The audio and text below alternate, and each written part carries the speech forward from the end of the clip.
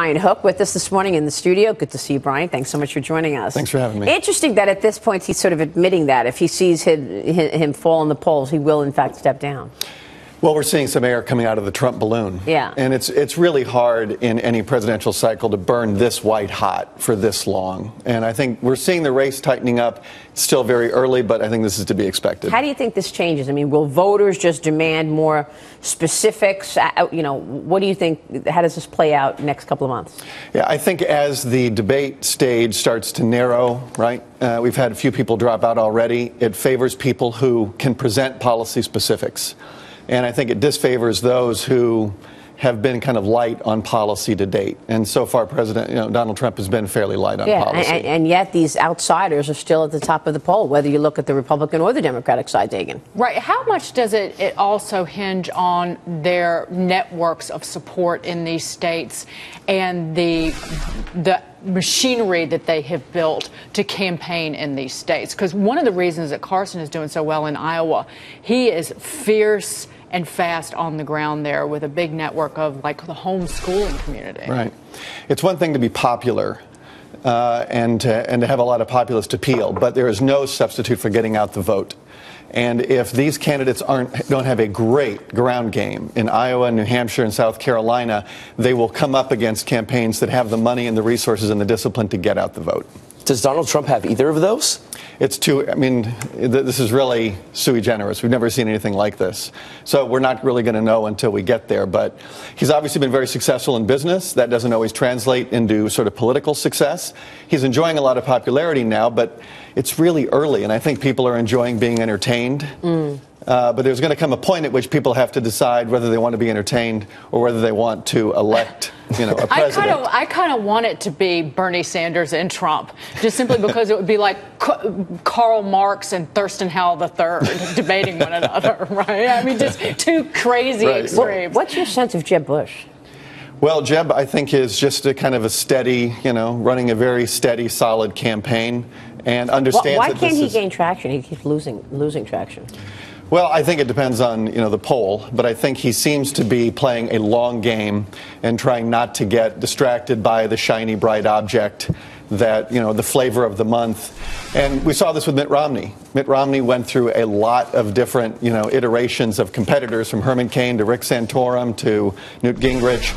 And there's something to be said in presidential races for taking a very long view of things. But it didn't work for Romney. But he did get the nomination. Do you think Donald Trump is actually losing some ground because of his tax policy that he came out with, and people weren't seeing anything that really differentiated him from any of the other candidates? Yeah, anytime somebody enters a race, like Hillary Clinton's numbers were very good when she entered. Then as time goes on, people learn more about a specific policy or some sort of history with email, they can start to lose ground. And I think as any candidate starts to get more specific, you're going to lose some people. But while it's very general and broad, and it's a kind of a force of personality election, he's doing okay. But as time goes on, it's hard to sustain that. How can Jeb's brother, the President Bush 43 or George W., help him? There's an article in the New York Times about that today. I mean, is there a place for him in this campaign? Well, he started out saying, "I'm my own man," but then in the second debate, really defended his brother rather vigorously and said he kept us safe. And so I think it's a very, very delicate dance that Jeb Bush is trying to, engineer in this. He wants to show that he's his own man, but he also doesn't want to, disinherit himself from the family legacy. Right, and the fact that Bush kept the country safe. Right. What about Trump's foreign policy right now? We haven't heard any specifics about what he would do. What are your thoughts on his policy?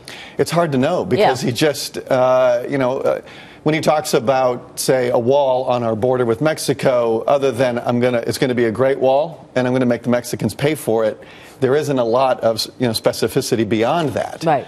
And how is he going to get Mexico to pay for it? Well, his comments on Syria, too, are essentially President Obama's policy. Let Russia and Iraq and Iran and Assad deal with it, and then we'll take care of ISIS in Iraq. And he's gotten a lot of criticism in the last few days, particularly over the weekend for that. The United States has had core security interests in the Middle East going back to George Washington. And Trump seems to be taking a wait-and-see approach. That has historically not been American foreign policy. We have a lot of core interests in that region. And we are being displaced by the Iranians. We're being displaced by President Putin.